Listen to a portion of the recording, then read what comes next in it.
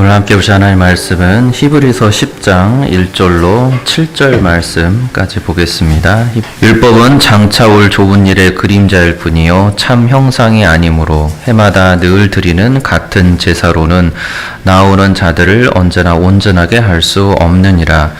그렇지 아니하면 섬기는 자들이 단번에 정결하게 되어 다시 죄를 깨닫는 일이 없으리니 어찌 제사 드리는 일을 그치지 아니하였으리요. 그러나 이 제사들에는 해마다 죄를 기억하게 하는 것이 있나니 이는 황소와 염소의 피가 능히 죄를 없이 하지 못함이라. 그러므로 주께서 세상에 임하실 때에 이르시되 하나님이 제사와 예물을 원하지 아니하시고 오직 나를 위하여 한 몸을 예비하셨도다. 번제와 속죄제는 기뻐하지 아니하시나니 이에 내가 말하기를 하나님이여 보시옵소서 두 마리 책에 나를 가리켜 기록된 것과 같이 하나님의 뜻을 행하러 왔나이다 하셨느니라. 아멘. 오늘의 히브리서 1장에서 7절까지의 말씀은 사실 14절까지도 계속해서 이어지는 말씀이 됩니다. 오늘 본문에서 예수 그리스도께서는 이 땅에 왜 오셨는지 바로 그 목적을 정확하게 다시 한번 자세히 알려주고 있습니다. 성자 하나님이신 예수께서 참으로 그 하늘 보좌의 그 영광을 버리시고 이 땅에 정말로 우리가 살고 있는 이 땅에 사람의 형상인 우리와 똑같은 이 모습을 입고서 정말로 오셨는데 그 뜻은 바로 하나님의 뜻을 행하기 위함이었다라고 히브리서 기자가 알려줍니다. 그 하나님의 뜻은 예수 그리스도 자신의 그 인자로서의 그 몸을 단번에 그리고 한 영원한 제사로서 하나님께 드리시는 것이었습니다. 그렇게 이러한 하나님의 뜻으로서 예수 그리스도는 택함 받은 죄 백성들에게는 큰 기쁨의 좋은 소식이었습니다. 그리고 이러한 큰 기쁨의 좋은 소식이 천사들이 우리에게 알려준, 목자들에게 알려준 그 복음, 예수 탄생의 그 큰 기쁨의 좋은 소식이었습니다.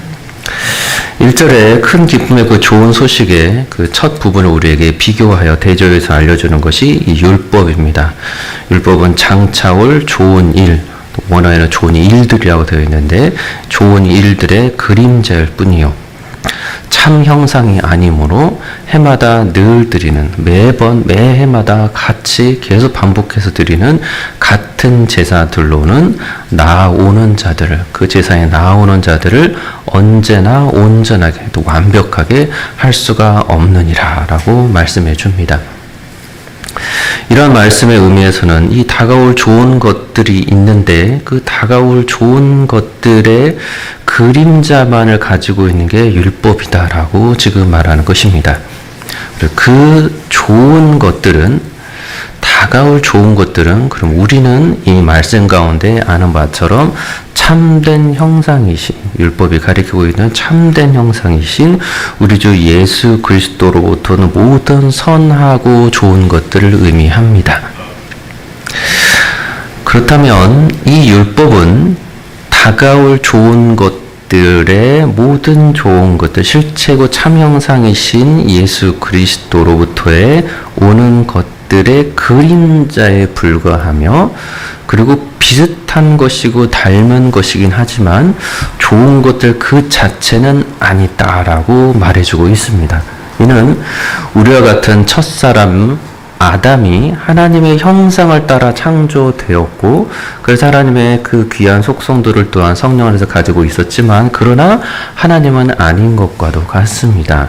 그래서 이 율법은 하나님의 말씀이며 이 율법으로서의 하나님의 말씀을 모두 지키면 첫사람 아담에게 주었던 그 조건의 모습처럼 이 율법인 하나님의 말씀을 정말로 모두 지켜 순종하게 되면 그래서 의를 이루어서 영원한 생명도 하나님께서 주시겠다고 하셨습니다. 그러나 성경에 따르니 첫사람 아담은 이 하나님께서 약속해 주신 이 약속을 스스로 저버리고 하나님의 말씀에 불순종하게 됩니다. 성경은 이러한 아담의 모습을 죄를 지었다라고 말하고 하나님의 말씀에 불순종하는 거 그래서 그러한 모든 율법을 어기는 것으로 인해서 하나님 나라인 그 특별한 상징되었던 에덴 동산에서는 쫓겨나게 되고 그 죄악으로 타락해져 버린 이 세상에서 그가 그 힘든 일을 하면서 살아가야 했다라고 성경은 알려줍니다. 그렇기 때문에 율법을 어기는 모습, 하나님의 말씀을 어기는 모습, 하나님을 향하여서 불순종의 죄악을 저지르는 모습은 그 스스로의 죄악을 계속해서 쌓아가는 것과도 같습니다. 그래서 율법인 하나님의 뜻으로서 이 불순종, 이 하나님 말씀의 불순종에 대한 그 대가와 그 결과는 죄인이 스스로 저지르고 있는 그 죄값을 더하여 가면서 하나님의 마지막 공의로운 심판에 따라서 그가 죽음의 날에 정말로 최종 심판으로 영원한 형벌을 받게 되어 있습니다. 죄를 지었기 때문에 그 죄에 대한 대가를 스스로 지은 그 하나님께 대해서 불순종한 대가를, 율법을 어긴 그 대가를 다 치러야 한다는 것입니다. 그런데 성경은 안타깝게도 범죄한 모든 인간들의 그 죄값은 아무리 소소한 죄라고 할지라도 평생을 걸쳐 갚아나가도 하나님께 대하여, 창조주께 대하여 지은 불순종의 죄악이기 때문에 도무지 갚아나갈 수 없는 무거운 죄값이라고 알려주고 있습니다. 마태복음 18장 23절 이하에 그 죄값에 상징적으로 비유를 말씀하시는 것이 결산할 때에 10,000달란트 빚진 자라는 이 하나의 예를 들어주시면서 죄인이 갖고 있고 죄인이 예수 그리스도가 안 계셨을 때, 그가 죽음에 맞닥뜨려드렸을 때 그가 평생에 지은 그 죄값을 어떻게 치러야 하는지, 그 죄값이 얼마나 큰지를 알려주는 것이 10,000달란트 빚진 자입니다. 이것은 갚을 수 있는 돈을 의미하는 달란트의 비유를 말한 것이 아니라 인간은 갚을 수 없는 죄악을 저지르고 그 죄를 스스로 쌓고 있다는 걸 뜻합니다. 그래서 구약에서 죄인들은 오늘 본문에 따르니 하나님께 제사를 드려서 자신의 죄를 용서함을 받아야 했습니다. 그래서 하나님께서는 이 제사 드림에 대해서 구체적으로 자세히 또 모세를 통하여서 알려주셨습니다. 본문에서 말씀하는 해마다, 그래서 매년 하나님께 이스라엘 백성들이 자신의 그 죄의 사함을 위해서 같은 제사를 드렸다고 말하는데, 그럼 이 제사는 우리에게 속죄제를 의미하게 됩니다. 사실 속죄제뿐만 아니라 이 말씀하는 그 뒷부분에 나오는 이 제사와 예물과 번제와 속죄제를 뜻할 때 이 모든 제사의 형식은 동물들을 죽여서 그 피를 흘리게 하여 하나님께 바치는 특별한 의식이었습니다. 제물을 바치는 의식이었습니다.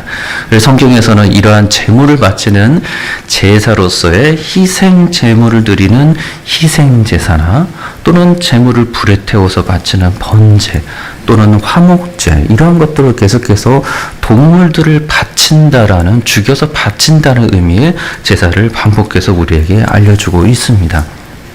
그런데 이러한 동물 제사를 통해서는 사람들이 제사를 드리러 나왔지만 그 사람들의 죄악이 용서받는 것도 아니었고 완전하게 온전하게 할 수 있는 것도 아니었다고 성경은 우리에게 알려주는 것입니다. 그것을 히브리서 기자는 그림자였기 때문이다라고 알려줍니다. 그리고 그러면 그림자가 가리키고 있는 그 참 형상이 있다라고 말씀해 주는 것이며, 우리는 주의 은혜 가운데 그 참 형상이 바로 우리 구주 예수 그리스도이십니다.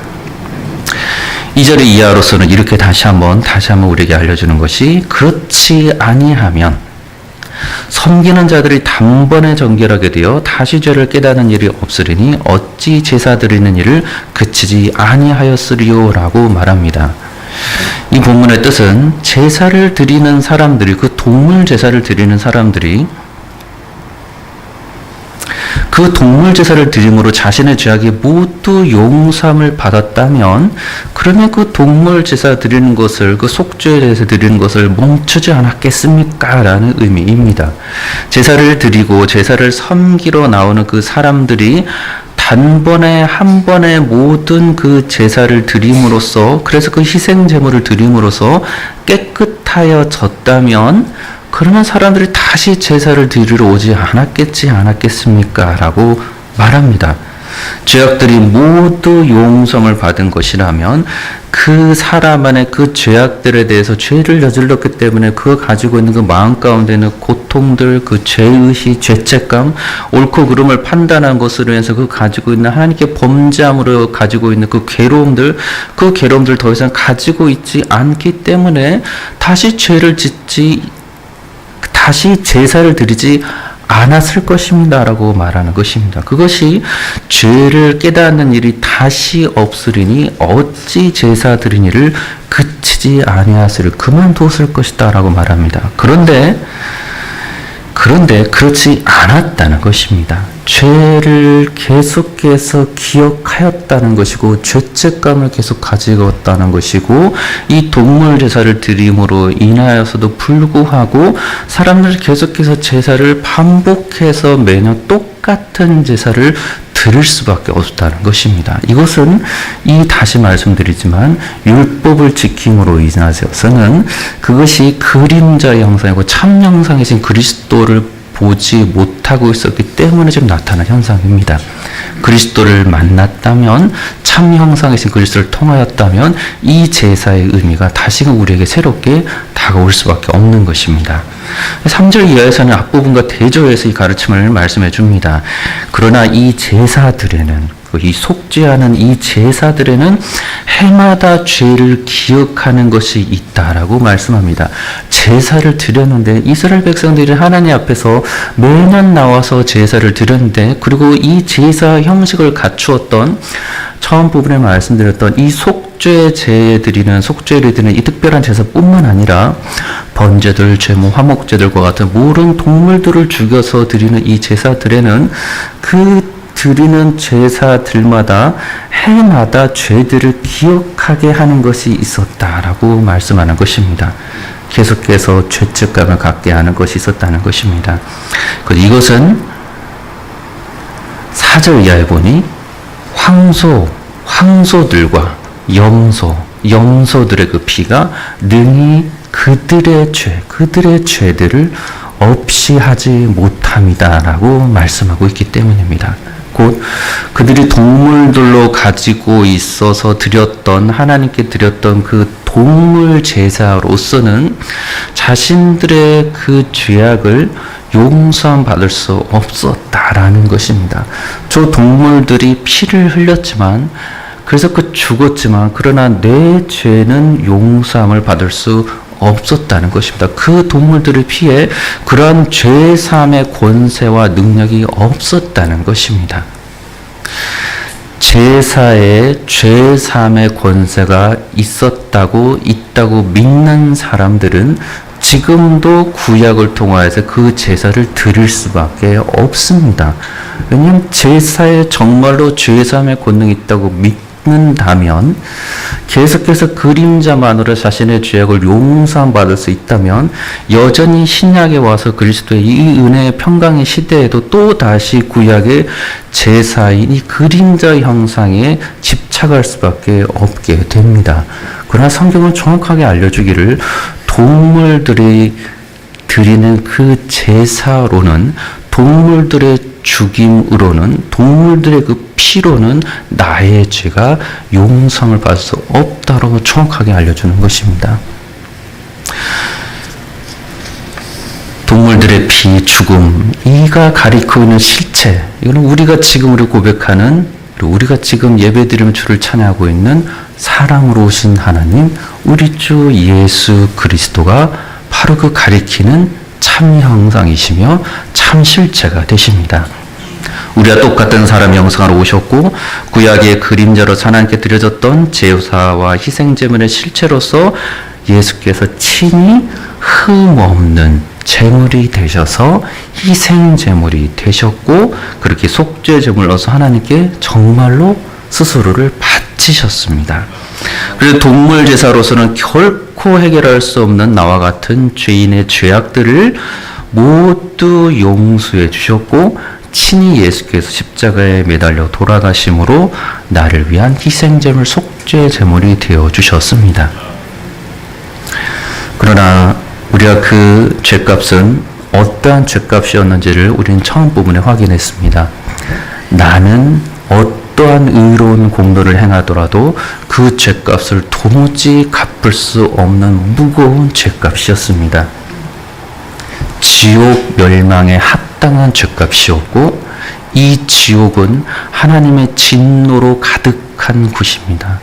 하나님의 진노를 받을 수밖에 없는 나의 죄값을 흠이 없으시고 의로우시고 죄가 없으신 이 땅에 사람으로 오신 하나님 우리 주 예수 그리스도께서 친히 희생 제물이 되어 주셔서 십자가에 못 박혀 돌아가시고 내 죄를 대신 감당하시고 그리고 정말로 우리의 죄악을 용서해 주시고 구원해 주셨던 것입니다. 그렇기 때문에 이러한 사실을 우리가 그리스도 안에서 주께서 주시는 성령 안에서 주시는 특별한 은혜가 아니고 특별한 깨달음이 아니고 믿음이 아니라면 도무지 알 수가 없는 사실입니다. 내 죄값이 얼마나 큰지를 성령께서 알려주지 않으면 주께서 알려주시지 않으면 어떻게 알 수 있을 것이며 내 죄가 참으로 그리스도를 통하여서 정말 용서받았던 사실을 어찌 내가 다 이해할 수 있을 것이며 내가 제사를 통하여서 그 동물들을 바치지도 않았는데도 주께서 친히 나를 대신하여서 희생제물이 되어 주셨다는 그 사실에 어찌 감격하고 감사할 수 있겠습니까? 오직 우리가 신자로서 이거를 감사함으로 고백할 수 있다면 우리는 철저히 이것이 하나님의 처음부터 주시는 은혜라고 고백할 뿐입니다. 주께서 말씀하십니다. 7절에 이에 내가 말하기를 하나님의 보시옵소서 두루마리 책에 나를 가리켜 기록된 것 같이 하나님의 뜻을 행하러 왔나이다 하셨느니라. 하나님의 뜻을 행하러 오신 그 예수님, 십자가에서 돌아가신 그 예수님, 그것이 바로 하나님의 뜻을 행하러 이 땅에 오신 예수님이신 것입니다. 그 예수께서는 장성한 자로 사람과 비슷한 존재로 오신 것이 아니었고 이 또한 알 수 없지만 주께서 한 몸을 예비하셔서 정말로 마리아의 몸에서 잉태되셔서 정말로 이 땅에 사람의 몸으로 오셨습니다. 그래서 죽으실 수 있었습니다. 그래서 나의 죄를 대신하여 정말로 십자가에서 희생 제물이 되어서 돌아가실 수 있었습니다. 그렇게 우리는 이미 이 땅에 오신 우리 구주 예수 그리스도 아기로 참으로 탄생하신 우리 주 예수 그리스도를 감사하고 찬송하며 천군 천사들을 불렀던 것처럼 큰 기쁨의 좋은 소식이라고 고백할 수가 있는 것입니다.